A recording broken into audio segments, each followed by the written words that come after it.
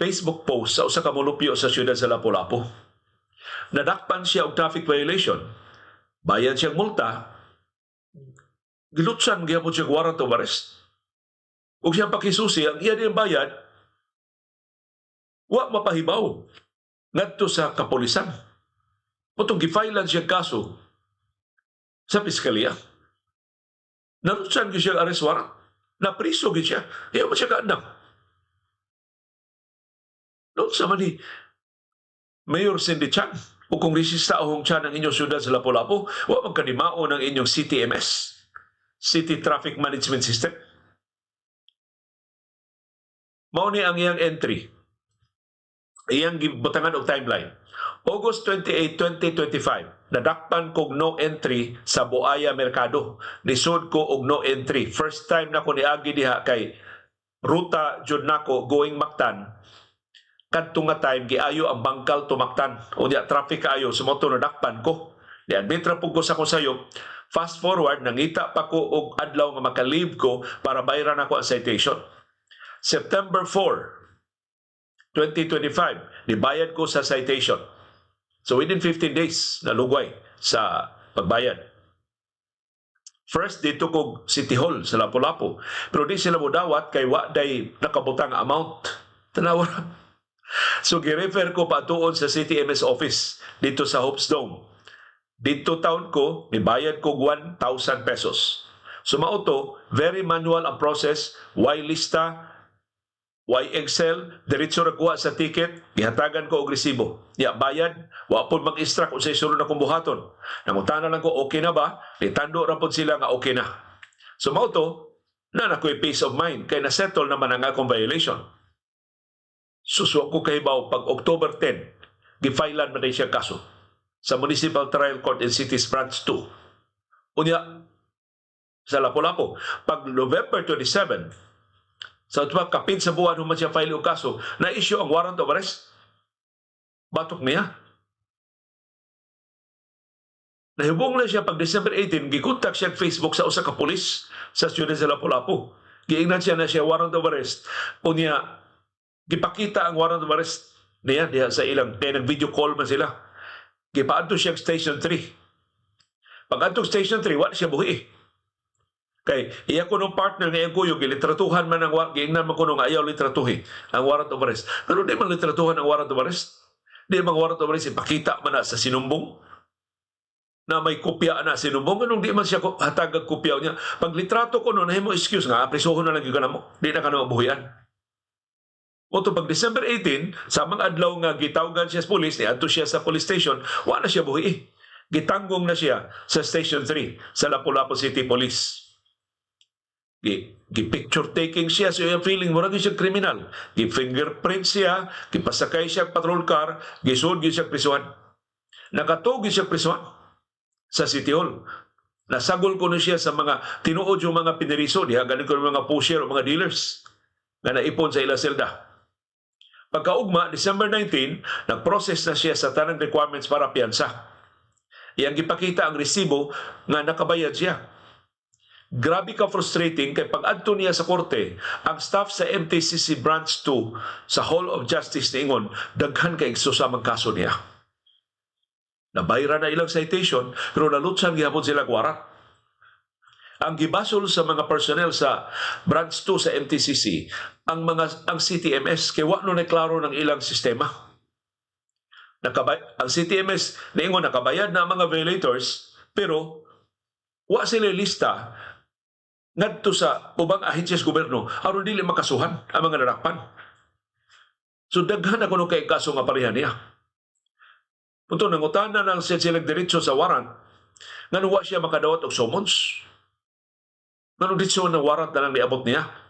Naingon ang MTCC Branch 2, katulod yun sila higayon na nangita sa iyang address, pero wa jud ko rin nakailan niya sa iyang address. Ang rason sa kuno, kay nag-boarding house naman siya sa Lapu-Lapu, sukad 2015. Balin-balin na kuno siya boarding house. Yung mag-ulian sa check karkar, kung wa siya duty, at tuloy siya dito matug.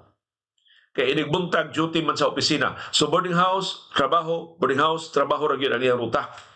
Manawagin siya kaila sa iyang mga silingan. Pero ang iya lang mao nga grabe ang damage sa ilang experience. Napriso gid siya ug usa ka adlaw. Ang trauma murag hangtod karon di pa kong kadawat nga napriso ko tungod sa no entry. Di pa jud ako sa humanaman gud ko nakabayad sa akong obligasyon pag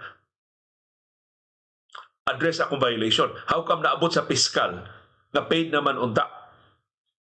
So 5 working days ang pagbayad nako sa citation. Release na ko karon but naa mi hearing karong January 2026. Unta maaksyonan kini sa CTMS nga di na makadisturbo og laing mga tao. Dapat doon na sila sistema aron nga ang mobayad sa CTMS mo reflect mapahibaw ang ubang mga ahensya aron wa nay kaso nga mapasaka. Nung niabot man sa piskalya ang iyang kaso. Kaya dako kuno kay damage. Ya hinaot ang kapulisan mo consider sa nga doon naman sila resibo nga nakabayad na sila. Nganong, pero ang kapulisan ko may mahimo kay na may warrant of arrest. So ilang ginaipatuman ang arrest warrant sa kapulisan. Gano sa gawa sa ng mga pulis nga mga buso ba sa mamarigla sa ba, ma-overacting na sa pagtuman silang trabaho. Nabisag way klarong violation, aron lang nga doon na sila accomplishment, kasuhan lang, i-detain lang ang mga hingtugdan. Yan ihangyo sab siya ni Mayor Cindy Chan o ni Kongresista Ahong Chan. Palihog tarungan ang inyong CTMS. Ako magkabasa ko mga kaso ba ngayon ini, magka-realize taon sa kasayon na pagpriso sa mga gagmay, no? Way klarong violation, nakabayad na gud siya sa multa, nakasuhan gyapon siya. Arang-arang pa niya gahimtang, magkahayag din siya ang abogado, nahikay na, chip ay nagdakpa chip of. Mat-technical mo na, nakabayad na inyong pag-iprisuhon. Pero ang mga gagmay daw, unsa may ilang ikapanagang. Tanawa ang mga dagkong kontraktor, mga dagkong politiko, mga dagkong opisyal sa DPWH. Pati dako ang kawat. Hantod karon wa mapriso. Pasko na lang ugma. Wa matuman ang deadline ni Presidente Ferdinand Marcos Jr.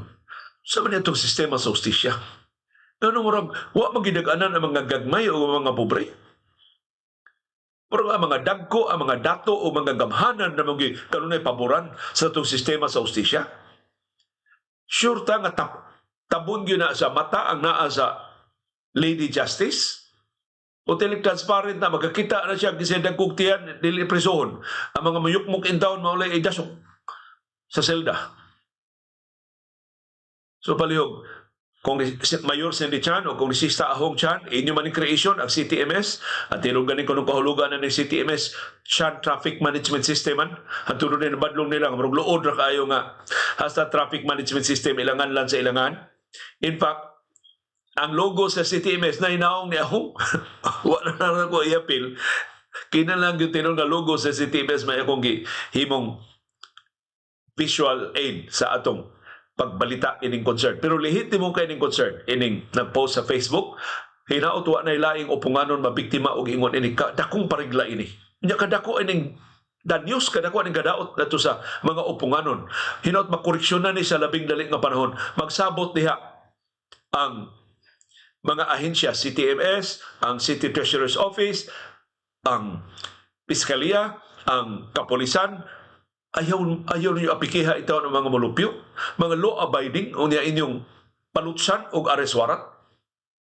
Nanuwa mo kapalusot o arrest warrant sa mga kontraktor din isugbo, na nagbinuang anang mga nanghagsa ng mga flood control projects. Si nag-warrant of arrest si QM Builders, si Marcos mismo ni pasangil nga ng lakto, disipong siya o mga flood control projects, wa pagin madakpis, Alan Kirante hantod ron, wag yung kaso. Yung kiniintaw, nakabayan na siya multas, no entry. Mitanggong sa prisuhan. Kadakong parigla ini sa atong justisya. Ano, wa pa may narapa mga kongresista din ni Subo, dagko kay alukabol, sugnan alukabol siya, way mga proyekto nakitaan. Way mapuslanon nga mga proyekto nakitaan sa ilang mga distrito. Hay mamamdong ng kwarta. Nanuwa pa may napusasan ng mga dagkong opisyal sa Department of Public Works and Highways.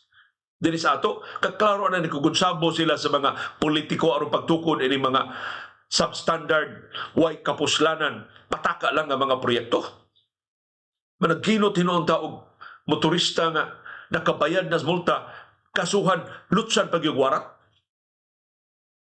Na illustration ni kung sa dako kay buslot sa atong sistema sa ustisya ining nasura.